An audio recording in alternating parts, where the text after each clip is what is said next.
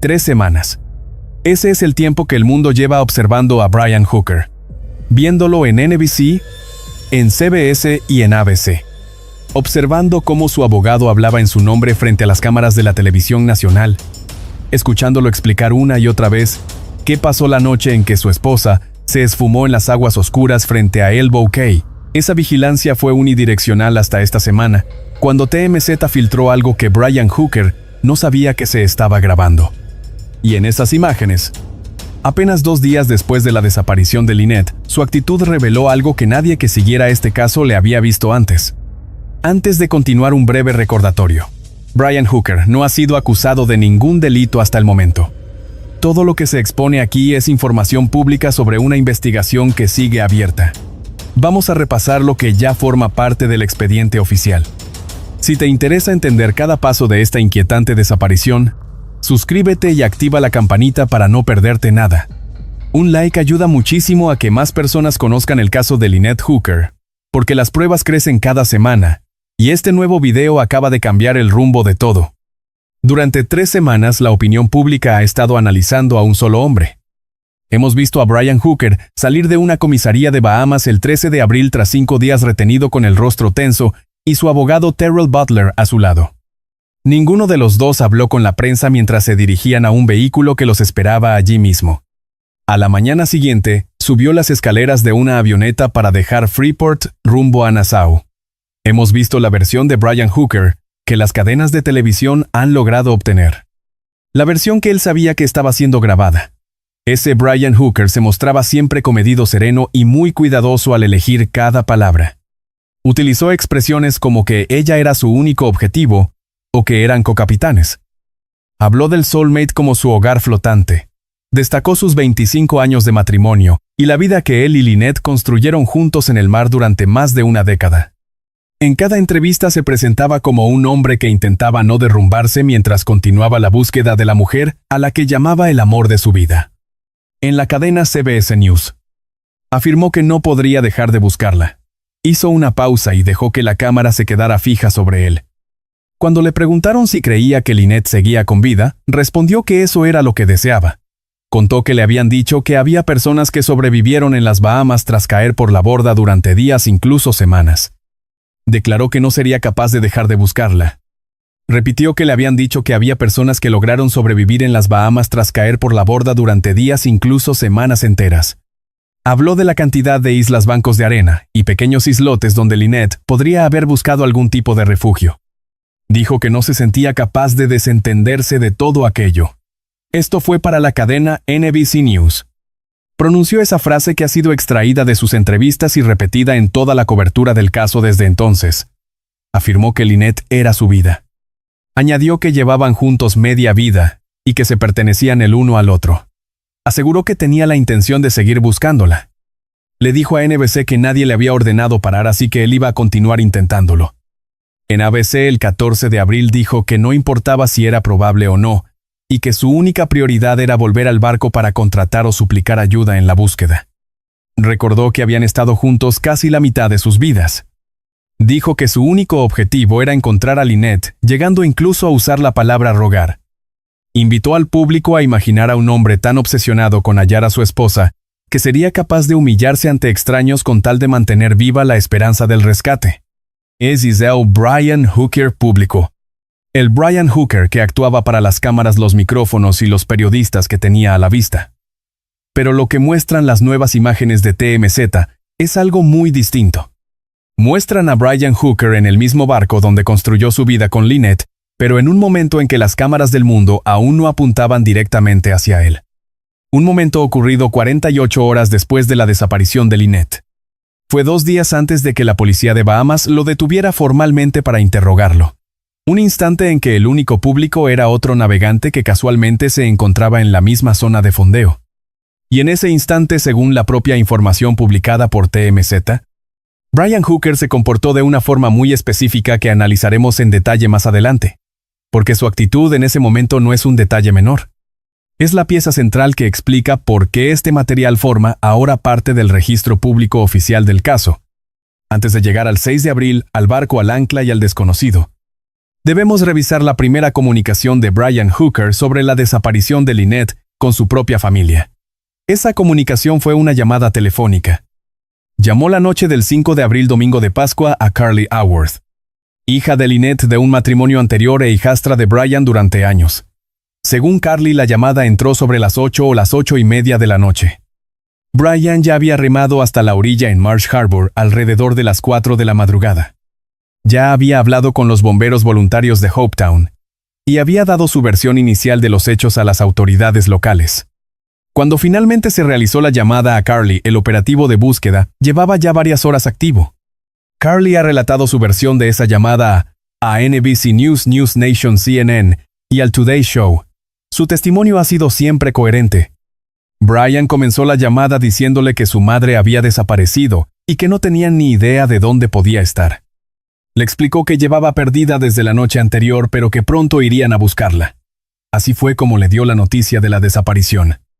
Aún no la habían encontrado, pero ya podían concentrar los esfuerzos en un área reducida mientras continuaban con las labores de rastreo. Solo quería informarla de la situación. Carly confesó que sintió como si su padrastro le hubiera soltado una auténtica bomba informativa. Se quedó en estado de shock. Le costaba procesar el mensaje porque aquellas palabras sonaban completamente ajenas a la gravedad de lo que él le estaba comunicando en ese instante. Pero el detalle que más la marcó y que ha repetido a varios medios fue cómo sonaba él. Describió a su padrastro como alguien monótono y relajado. Steve Hansen, el novio de Carly, ha corroborado completamente esta descripción. En su aparición en News Nation junto a Carly Hansen, afirmó que la forma en que Brian habló sobre la desaparición fue muy monótona. Carly añadió una observación todavía más impactante. Aseguró que Brian no es un hombre de hablar monótono.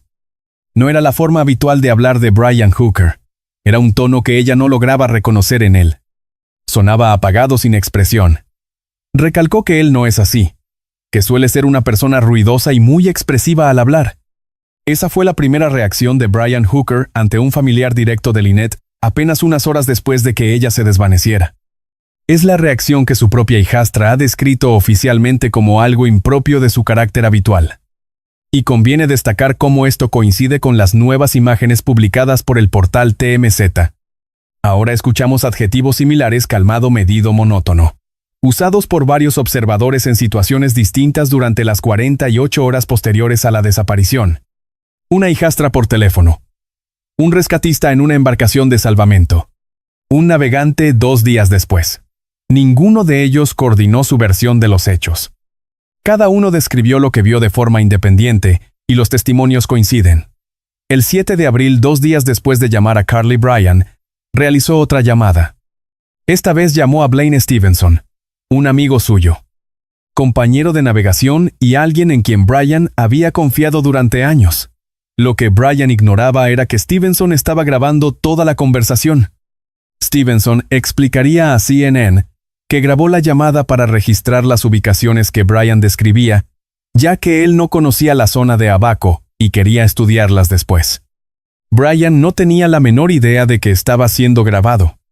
Stevenson publicó el audio en YouTube tras el arresto de Brian, alegando que éste no podía defenderse por sí mismo mientras estuviera bajo custodia policial. Sostuvo que la comunidad náutica merecía escuchar la explicación directamente de la voz de Brian. CBS News verificó la autenticidad de la llamada. La grabación es ahora de dominio público. En esa llamada, Brian Hooker pronunció la frase que no ha dejado de repetirse en todos los programas de crímenes reales. Dijo que su esposa básicamente rebotó fuera del bote en medio de un golpe de viento. Rebotó. Un golpe de viento. Esas fueron las palabras que eligió para describir el final de la vida de su esposa ante un amigo. Luego pasó a detallar una serie de fallos técnicos. Explicó que el viento lo separó tan rápido que cree que ella intentó nadar de regreso hacia el velero. Estimó que el velero estaba a unas 1000 yardas. Dijo que le gritó que había perdido el remo en el agua.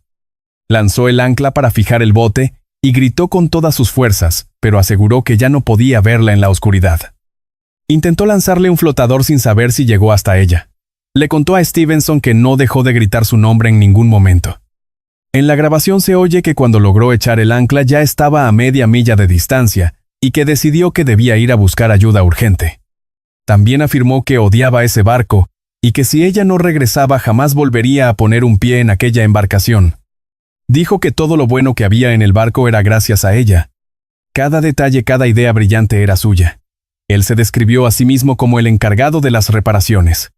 Afirmó que ella era la parte creativa. Las palabras del audio original son más crudas, pero la esencia del mensaje es la misma. Brian definió la relación así: ella aportaba el sentido, y él se encargaba del mantenimiento técnico.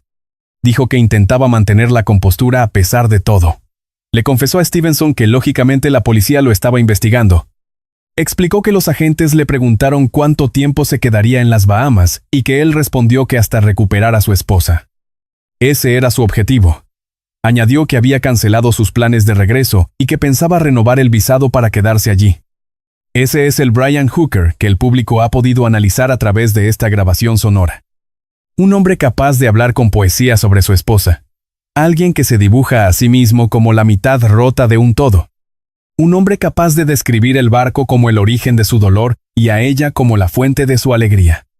Guarden esa imagen en su mente porque lo que TMZ grabó el 6 de abril, un día antes de esta llamada, no encaja con esa voz. Llegaremos a eso. Ahora retrocedamos un poco más. Volvamos a la mañana del 5 de abril. Regresemos al instante exacto en que todo comenzó a desmoronarse. Esa fue la mañana en que Brian Hooker tuvo contacto físico por primera vez con alguien ajeno al barco Soulmate. Tras remar toda la noche y llegar a los astilleros de Marsh Harbor, alrededor de las 4 de la madrugada, contactó finalmente con los equipos de rescate. Brian Hooker fue ayudado a subir a una embarcación de rescate de Hopetown por un voluntario llamado Jim Todd. Jim Todd ha roto su silencio sobre aquella mañana. Relató lo ocurrido a la periodista de investigación Ashley Banfield. La entrevista forma parte de la exhaustiva cobertura que Banfield está realizando sobre este complejo caso criminal. El testimonio de Todd es una de las descripciones más valiosas que existen sobre Brian Hooker justo después de la tragedia. Todd mencionó algo que se ha repetido sin descanso en la prensa. Comentó que Brian parecía haber sido arrollado por un camión. Afirmó que parecía estar en estado de shock. Esa frase ha servido a muchos analistas para sugerir que estaba visiblemente destrozado por lo ocurrido. Como si lo sucedido la noche anterior lo hubiera quebrado por completo. Pero conviene ser cautos, pues la propia Banfield, al analizar el encuentro en su reportaje, describió la reacción de Brian aquella mañana como algo estoico. Estoico. La palabra es clave, porque ser estoico no significa estar destrozado. Significa estar contenido. Banfield, al hablar con Todd y recorrer el lugar donde el barco estaba anclado, logra algo revelador. Al contrastar el encuentro con la posición del sol y la distancia exacta hasta la orilla, logra cambiar la imagen de un hombre hundido por la de alguien agotado, que al relatar lo sucedido no parecía sentir la carga emocional que su propia historia exigía. Esa diferencia es vital. Importa porque la contención es el rasgo que citan todos los testigos. Carly lo describió al teléfono como alguien relajado y de voz monótona. Stevenson recordó que en la grabación usó expresiones ligeras para describir cómo alguien cayó de la balsa durante un pequeño temporal. En el video de TMZ del 6 de abril aparece tranquilo. Realmente tranquilo. Jim Todd recordó que tras llegar a la orilla, pareciendo haber sido arrollado por un camión, Brian relató los últimos momentos de su esposa sin quebrarse. 4 testigos distintos en momentos diferentes durante 48 horas. El patrón esencial es siempre el mismo en este hombre. Uno puede estar agotado y contenido al mismo tiempo. Ambas realidades pueden coexistir y no prueban nada por sí solas, pero ya forman parte del registro oficial. Y estos detalles marcarán la forma en que el mundo interpretará cada paso posterior que se dé en esta investigación. El testimonio de Jim Todd no termina con la mirada de Brian. Continúa con una conversación específica que se ha convertido en uno de los detalles más citados de toda esta investigación criminal. Tras ayudar a Brian a subir al barco de rescate, Todd lo llevó a proa y le pidió que señalara el punto exacto donde Lynette desapareció. Según Todd, Brian señaló hacia un lugar cercano al último pilote del canal. Todd observó el punto fijamente. Luego miró hacia la costa. Midió la distancia a ojo. Hablamos de un hombre con muchísima experiencia en alta mar. Alguien que sabe perfectamente cómo se ven 100 yardas de distancia y cómo se ven 1000. Estimó que el punto que señalaba Brian estaba a unas 150 yardas de la orilla más cercana. Apenas 150 yardas. La propia hija de Lynette describió a su madre precisamente como una gran nadadora. Una nadadora y navegante experta podría cubrir ese trayecto en muy poco tiempo, incluso con el agua algo agitada. No sería algo sencillo ni carente de esfuerzo, pero sí completamente realizable. Sin embargo, lo que ocurrió a continuación inquietó profundamente a Todd.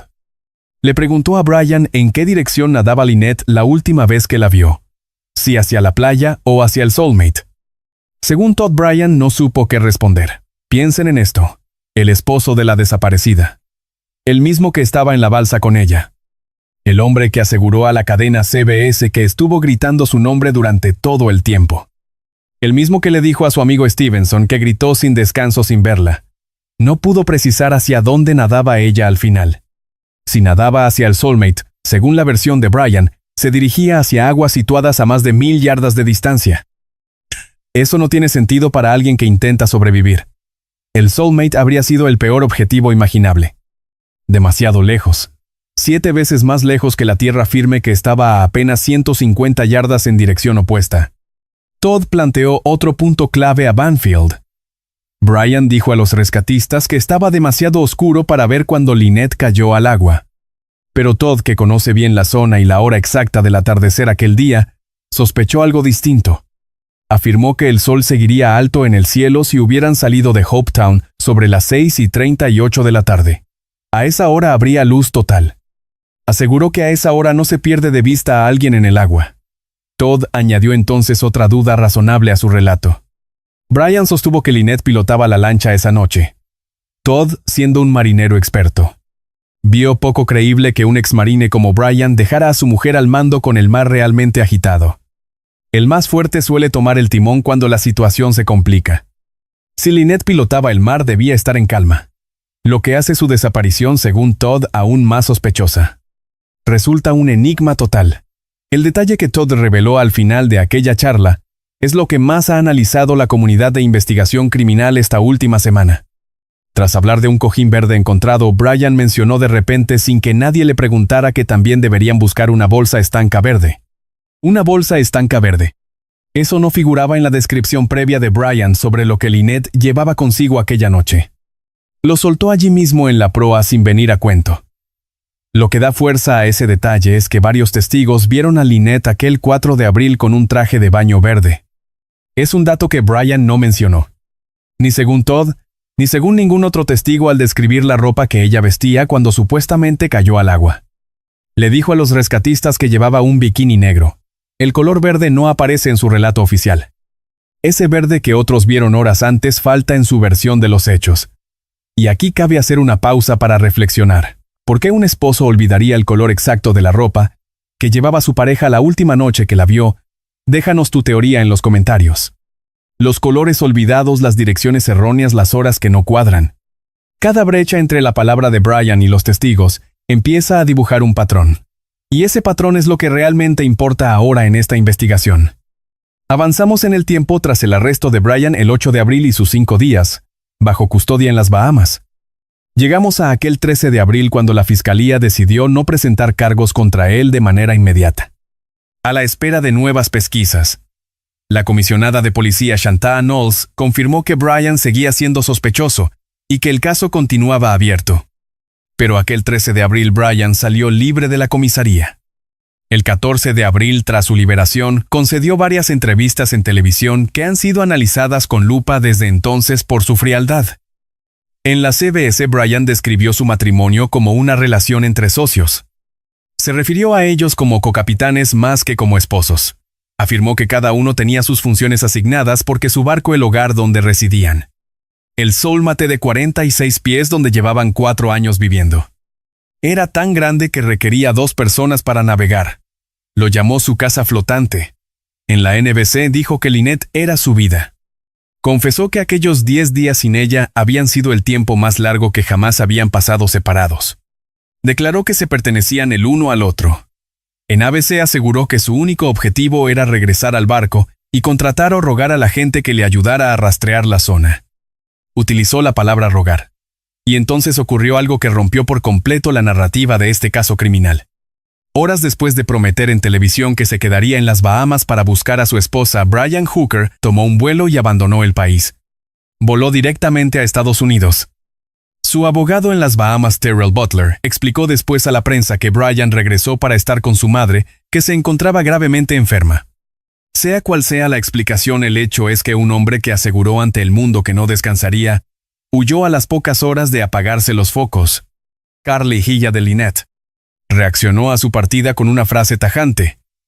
Dijo que el hecho de que Brian se fuera demostraba que su palabra no valía absolutamente nada.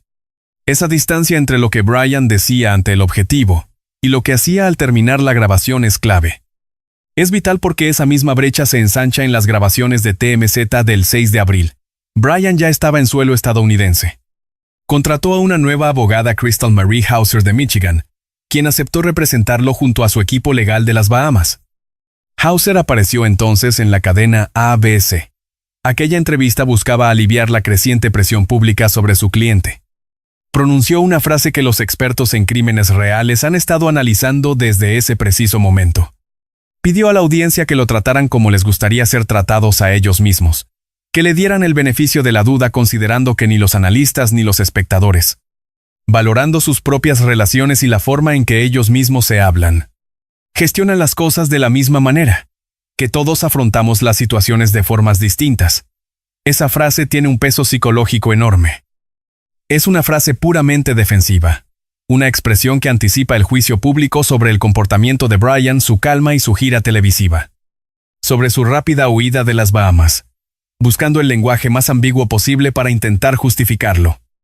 Es una expresión que no llega a respaldar con hechos concretos su propio relato. Después Hauser rebatió las acusaciones lanzadas por la hija de Lynette, Carly, y su madre, Darlene Hamlet. Pidió que se mantuviera una mente abierta ante las afirmaciones que Carly y Darlene estaban haciendo. Aseguró que no existía prueba alguna que sostuviera tales sospechas, una postura firme, una negación tajante y sin fisuras. Sin embargo, el instante más revelador de toda la entrevista televisiva no fue esa contundente declaración. Fue cuando le preguntaron si Brian Hooker pensaba volver a las Bahamas para ayudar en la búsqueda. Esa era la cuestión clave. En ese punto, cualquier abogado defensor habría confirmado su regreso inmediato, destacando que su cliente estaba completamente destrozado. Habría recordado que ella era su vida, y que según sus propias palabras en otros medios, no podía simplemente marcharse. Habría asegurado que su único objetivo era implorar que le ayudaran en el rastreo. Parecía evidente su regreso, pero Hauser evitó confirmarlo. Comentó que imaginaba que su corazón estaba allí, pero que no podía asegurar cuáles serían sus próximos pasos reales. Decir que su corazón estaba allí es una frase ambigua que en realidad no lo compromete a nada. Crea una falsa sensación de seguridad apelando a los sentimientos y al lugar sin concretar una sola acción física. Finalmente cerró con las palabras que los seguidores de este caso han analizado una y otra vez desde entonces. Fue incapaz de confirmar sus intenciones. El mismo individuo que aseguraba no poder detener el rastreo ahora se mantenía al margen. Aquel que insistía en que seguiría buscando y que le resultaría imposible abandonar la labor de localizar a su esposa. Su propia abogada no pudo ratificar su regreso ante todo el país. Ese es el sospechoso que hemos observado durante 3 semanas. El 6 de abril, 2 días tras la desaparición. 2 días antes de ser detenido para ser interrogado por la policía de Bahamas. Fue el punto medio exacto de ese periodo crítico cuando el interés mundial crecía, pero aún no era una condena. Es el día del que TMZ ha obtenido imágenes exclusivas ahora. Para comprender por qué esa fecha es vital, hay que considerar lo que Brian Hooker sabía, y lo que aún desconocía ese día. Sabía que Lynette no estaba.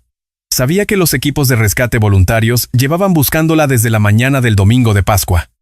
Sabía que la Guardia Costera de Estados Unidos ya participaba, que la Marina estaba desplegada y que se realizaban intensos reconocimientos aéreos. Lo que aún no podía prever era que el 8 de abril las autoridades de las Bahamas irían finalmente a por él. Que sus 5 días de arresto estaban por empezar. Que su hijastra Carly hablaría pronto ante las cámaras de televisión, en programas como News Nation Today, y también en la cadena CNN. Que su llamada grabada con Stevenson sería verificada y emitida para toda la audiencia nacional en los informativos. Que traerían perros especializados en búsqueda de restos humanos directamente desde Estados Unidos. Que un guardia de seguridad relataría a la prensa cómo Brian llegó a la costa tras naufragar en Marsh Harbor. No sabía que el periodismo de investigación se volcaría con su caso y que en cuestión de días la opinión pública no le quitaría ojo. El 6 de abril nada de aquello había ocurrido todavía. Fue en cierto modo la última jornada en la que pudo transitar por aquel fondeadero fingiendo ser la víctima de un trágico accidente. El último día antes de que la sombra de la sospecha cayera sobre él. Ahora sale a la luz lo que hizo y lo que pidió entonces. El medio TMZ fue quien consiguió obtener estas grabaciones. Las publicaron esta semana con su propia interpretación de los hechos. La escena fue grabada el lunes 6 de abril de 2026. En el video, aparece Brian Hooker en el Soulmate, el mismo barco donde vivió con Lynette durante los últimos 4 años. La misma embarcación que Lynette fotografió en su última publicación en redes sociales. Escribió que no irían a ninguna parte rodeados de aguas cristalinas. En el video, Brian conversa tranquilamente con otro navegante de la zona. Están situados en cubiertas diferentes, como es habitual entre navegantes fondeados, manteniendo una conversación que cruza la distancia sobre el agua. Según informa TMZ. Se trata de una charla auténtica. La típica interacción entre dos marinos cuando uno busca asistencia y el otro se la ofrece. Este detalle será fundamental en cualquier debate sobre el comportamiento de Brian Hooker, tras el 4 de abril durante toda la investigación criminal. Estas son las 2 palabras que TMZ utilizó para describir el comportamiento de Brian Hooker en las grabaciones del 6 de abril. Ni destrozado, ni inconsolable. Lejos de aquel hombre hundido que aseguró en las noticias que le resultaba imposible dejar de buscar. Muy distinto al sujeto que en una llamada grabada un día después afirmaba haber estado gritando su nombre sin descanso alguno. Nada que ver con quien decía suplicar ayuda a desconocidos para el rastreo.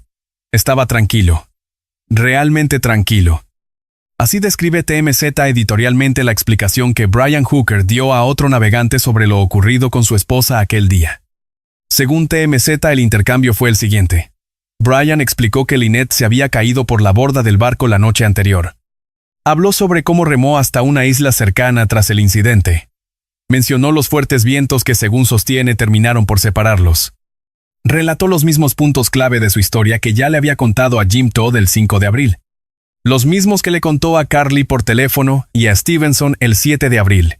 Mismos hechos, distinta audiencia. El otro navegante, al escuchar aquel relato por primera vez, reaccionó de la forma más humana y comprensiva posible. Le expresó a Brian cuánto lo sentía, y le ofreció su ayuda por si necesitaba cualquier cosa en ese momento. Pero es la respuesta de Brian lo que convierte estas imágenes de una simple curiosidad en el eje de la investigación.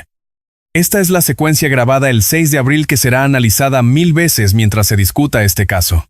Ante el ofrecimiento de ayuda del otro navegante, Brian Hooker aceptó. Le concretó al navegante qué tipo de auxilio requería. Dijo que quizá necesitaría una mano con el manejo del ancla. Explicó que el motivo era que nunca la había subido él solo en todo ese tiempo. Esa es la frase clave. Según informó TMZ, nunca la había subido sin ayuda. Debemos analizar bien qué significa eso. El Soulmate es un yate de 14 metros. Brian y Lynette vivieron allí 4 años. Llevaban navegando juntos, según el propio relato de Brian a la cadena CBS, más de 12 años. En esa misma entrevista de televisión, Brian se presentó a sí mismo como parte de una pareja de experimentados cocapitanes. Usó la llamada grabada con Stevenson para describir su papel en términos puramente mecánicos y de mantenimiento. En su versión, Lynette era la mente creativa y Brian quien se encargaba del mantenimiento, pero el 6 de abril, 2 días después de desaparecer ella, con una búsqueda activa en curso para localizar a su esposa desaparecida. Brian Hooker le confesó a un extraño que jamás había levado el ancla de ese barco él solo.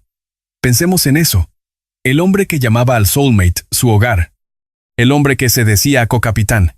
El que describió el rol de Lynette como creadora y el suyo como el encargado de mantenerlo todo en pie. Ese hombre afirma que nunca ha subido el ancla de su propio barco por su cuenta. Una lectura generosa diría que manejar el ancla en un yate de ese tamaño requiere 2 personas. No es algo descabellado en principio. Algunas parejas dividen las tareas de cubierta así. No es raro que un navegante pida ayuda a otro con las maniobras. Lo que hace que el momento resulte inquietante es la segunda parte del intercambio. Según TMZ, tras la petición de ayuda con el ancla, el otro hombre le dijo que andarían por allí cerca.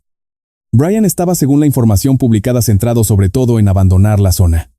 Su esposa llevaba 48 horas desaparecida. La búsqueda activa aún no se había degradado a recuperación de restos. Ese cambio ocurriría el martes 7 de abril. Un día después de grabarse las imágenes de TMZ, cuando las autoridades anunciaron que el operativo pasaba de rescate a misión de recuperación. El 6 de abril, cuando se filmó aquello, Lynette aún podría estar viva. Bajo el enfoque de la búsqueda, ella podía estar viva en alguna isla esperando auxilio. Brian Hooker está en el barco donde vivían. Está en el fondeadero donde se la vio por última vez, hablando con un extraño que acaba de ofrecerle ayuda. Lo que TMZ captó en video y puso a disposición del público es que Brian Hooker parecía obsesionado únicamente con salir de allí cuanto antes. Salir, no buscar. No coordinarse con el equipo de rescate. No esperar donde su esposa fue vista por última vez para que los rescatistas pudieran contactar con él fácilmente. No quedarse cerca por si el agua devolvía alguna prueba relevante. No aprovechar la proximidad al radio de búsqueda. Según TMZ, solo quería irse. Este es el punto que convierte el video del 6 de abril en un problema serio para quienes creyeron la versión de Brian. Comparémoslo con cada una de sus declaraciones públicas anteriores. A la CBS le aseguró que no dejaría de buscarla. A la NBC le dijo que Lynette era su vida entera. En la cadena ABC, afirmó que su único objetivo era volver al barco y suplicar ayuda para peinar otras zonas de búsqueda. Repitió que su prioridad era regresar a la embarcación y pedir a otros, casi rogando que le ayudaran a rastrear el lugar. Usó el concepto de rogar, presentándose como alguien dispuesto a humillarse ante extraños con tal de mantener viva la esperanza del rescate. Pero el 6 de abril, 2 días tras la desaparición con el rescate activo, y sin haber sido interrogado formalmente todavía, estaba en el Soulmate pidiendo a un desconocido que le ayudara a levantar el ancla. Explicaba con calma lo sucedido con su esposa, y según TMZ, su prioridad absoluta parecía ser alejarse de aquel lugar para siempre. La contradicción no es sutil. Hay una razón por la que TMZ destacó aquellas palabras sobre su extrema tranquilidad. Es la interpretación editorial de la revista sobre lo que muestran las imágenes. No es una cita directa, pero resulta determinante. Es fundamental porque cada observación sobre Brian Hooker en las primeras 48 horas tras la desaparición de Lynette queda ahora reforzada por imágenes independientes. La llamada monótona a Carly el domingo de Pascua por la noche. El encuentro en el barco de rescate con Jim Todd esa mañana donde Brian narró los últimos momentos de su esposa sin quebrarse, aunque físicamente parecía destrozado según Todd. La grabación de Stevenson. La llamada del 7 de abril donde decía que ella rebotó del bote durante un golpe de viento y que odiaba esa embarcación. Y por fin el video de Brian Hooker en el Soulmate, explicando todo a un desconocido con una actitud que TMZ describe como calmada. Muy calmada. 4 momentos distintos. 4 observadores diferentes, sin coordinación alguna entre ellos. Todos informando de forma independiente, lo mismo sobre su comportamiento y su extraña frialdad. Ya no es la impresión de un solo testigo. Ahora estamos ante un patrón. El patrón de un hombre cuyo comportamiento tras desaparecer su esposa no encaja con la imagen que ha estado proyectando en la televisión nacional. El Brian Hooker público se ha mostrado siempre comedido pero emocional. Contenido aunque fingiendo buscar las palabras adecuadas para hablar del amor de su vida. El Brian Hooker de los momentos sin vigilancia, en llamadas grabadas sin su permiso, en botes de rescate con rescatistas que acababa de conocer. En su propia cubierta hablando con un extraño explicando con total tranquilidad lo ocurrido según todos los testimonios disponibles hasta el momento. Esa es la brecha que las nuevas imágenes de TMZ logran cerrar. La actuación de Brian Hooker ante las cámaras de las grandes cadenas siempre iba a enfrentarse a una prueba de este calibre. En los casos donde el esposo es la figura central de una desaparición, lo importante nunca es lo que dice cuando el mundo lo observa. La verdadera cuestión es qué dice cuando no sabe que el mundo entero lo está mirando. El 6 de abril Brian no lo sabía. La Real Fuerza Policial de las Bahamas no ha acusado a Brian Hooker de ningún delito. Ese es el hecho legal. La comisionada Chantal Knowles afirmó que se recomendó su liberación el 13 de abril mientras la investigación avanza. El caso sigue abierto. La investigación continúa activa. Brian sigue siendo sospechoso para la comisionada. La Guardia Costera de Estados Unidos ha abierto una investigación criminal. Perros rastreadores fueron llevados a las Bahamas para ayudar en las intensas labores de búsqueda. Las búsquedas en la costa aéreas y con drones submarinos han continuado. Lynette todavía no ha sido localizada. Solo se ha recuperado el flotador que Brian dice haberle lanzado. Según fuentes oficiales, sus abogados siguen negando cualquier tipo de implicación. Crystal Mary Hauser declaró que no hay pruebas que respalden las acusaciones vertidas por la familia de Lynette. Su abogado en las Bahamas, Terrell Butler, sostiene que su cliente niega categórica y rotundamente cualquier tipo de delito. Pero el conjunto de pruebas que el público puede analizar ha crecido. Ha aparecido una nueva pieza de video. Son las imágenes de TMZ que el mundo entero ya ha podido ver. Se grabaron antes de que Brian sospechara que un extraño en el fondeadero se convertiría en la fuente del video más comentado de la investigación. Esas imágenes ya existen. La comunidad dispone de ellas y marcarán cada conversación sobre el comportamiento de Brian Hooker durante el resto de esta investigación. Se seguirá analizando cada avance de este caso que semana tras semana sigue produciendo nuevas grabaciones e imágenes inéditas. Surgen nuevos testigos y más brechas entre lo que Brian Hooker dice y lo que otros han observado. Se analizará cualquier giro importante en este caso criminal, en cuanto se produzca una nueva filtración. Cabe recordar que Brian Hooker no ha sido acusado de ningún delito. La Real Fuerza Policial de las Bahamas no ha anunciado cargos y la Fiscalía desaconsejó presentarlos por ahora. Todo lo que se ha expuesto aquí es información pública reportada sobre una investigación que sigue totalmente activa. Las descripciones sobre la actitud de Brian, incluida la calma descrita por TMZ, son valoraciones editoriales de los medios que las publicaron. No son conclusiones legales ni hechos probados.